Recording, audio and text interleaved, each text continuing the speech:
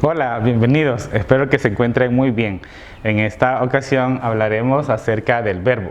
Como sabemos, el verbo forma parte de las palabras que normalmente nosotros utilizamos al estructurar textos y a comunicarnos.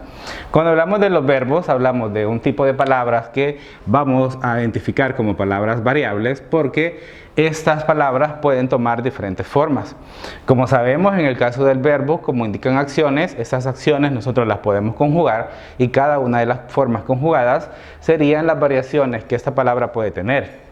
Además, sabemos que el verbo también nos sirve para indicar acciones como por ejemplo correr, estados como por ejemplo ser o estar, y también nos indican procesos. En el caso de los procesos, algo que vivimos nosotros como un proceso, pues es la vida, y entonces decimos vivir.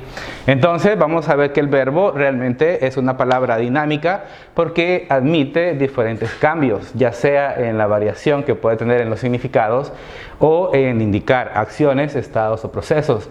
Pero en cuanto a la forma, vamos a ver que el verbo lo podemos encontrar de dos formas, ya sea de una forma simple, cuando tenemos un solo verbo que está conjugado, y por ejemplo yo digo que estoy, y aquí tenemos un solo verbo, por lo tanto es una forma simple.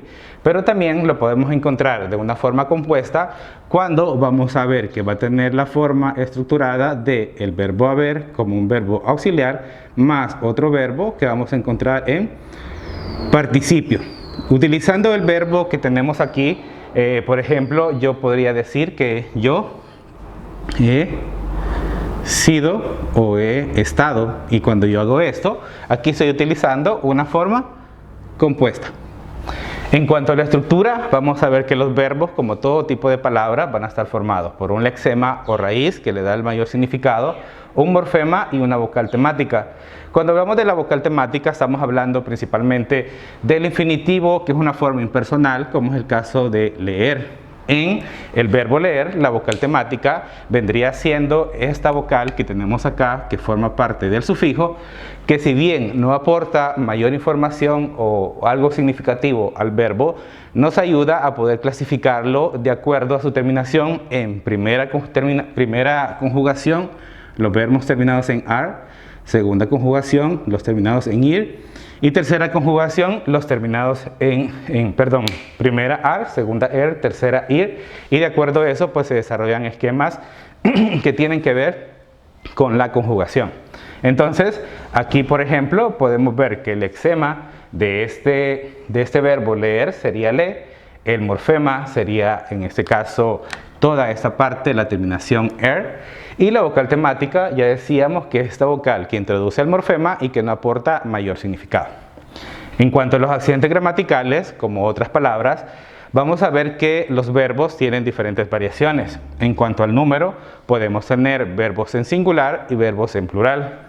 Y por ejemplo, yo puedo decir que ella es, o puedo decir que ellas son, y vemos que aquí lo tenemos en singular y aquí lo tenemos en plural. En cuanto a las personas, yo sé que los verbos los voy a conjugar de acuerdo a las tres personas gramaticales. La primera persona, que sería yo quien está hablando; la segunda persona, que en este caso sería con quien yo estoy hablando o mi interlocutor; y la tercera persona, que sería de quien yo estoy hablando, o sea, ellos o ellas. En cuanto al tiempo, yo sé que el verbo admite tres tiempos, que son presente,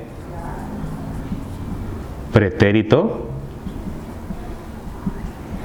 y futuro. En cuanto al pretérito, recuérdense que el pretérito vendría siendo el pasado, pero lo llamamos pretérito porque existen diferentes tipos de pretérito que tienen que ver mucho con el tipo de aspecto que nosotros utilizamos. En cuanto al aspecto, nos referimos a si una acción en un verbo está siendo finalizada o ha quedado en un proceso. Y por eso, cuando hablamos del aspecto, nos referimos a que si tiene un aspecto imperfectivo o aspecto perfectivo, siendo el aspecto perfectivo cuando nosotros hablamos de una acción que está finalizada. Por ejemplo, decimos amé, esto sería un aspecto perfectivo porque nos habla de una acción que fue finalizada. Mientras que si yo digo amaba. Esto es imperfectivo porque la acción no fue finalizada, justamente no fue finalizada. Luego hablamos de otro accidente que sería la voz, y cuando hablamos de la voz verbal estamos haciendo referencia principalmente a la relación que tiene el verbo con el sujeto. Es decir, si el sujeto realiza la acción, sabemos que estamos hablando de una voz verbal activa, y si el sujeto no realiza la acción sino que la recibe, entonces hablamos de una voz verbal pasiva, ¿sí? Y por último tenemos el modo, que el modo también nos ayuda a poder conjugar los verbos, y aquí tenemos tres modos. Hay un modo indicativo, que es el que se refiere a acciones que van a ser reales, como por ejemplo comer. El modo subjuntivo, que el modo subjuntivo es el que nos va a indicar una acción deseada o posible, como por ejemplo quizás llueva. Y por último tenemos el modo imperativo, que este modo es el que nos va a indicar una orden. Y al utilizar las diferentes accidentes gramaticales es que nosotros podemos tener lo que conocemos como las conjugaciones verbales, que nos ayudan a estructurar las oraciones y a poder informar acerca de una acción de acuerdo a un número, persona, tiempo, aspecto, voz y modo. Espero que el contenido les haya quedado claro. Recuerden siempre hacer sus anotaciones, formular sus preguntas para que en una próxima ocasión estas puedan ser resueltas. Gracias por su atención.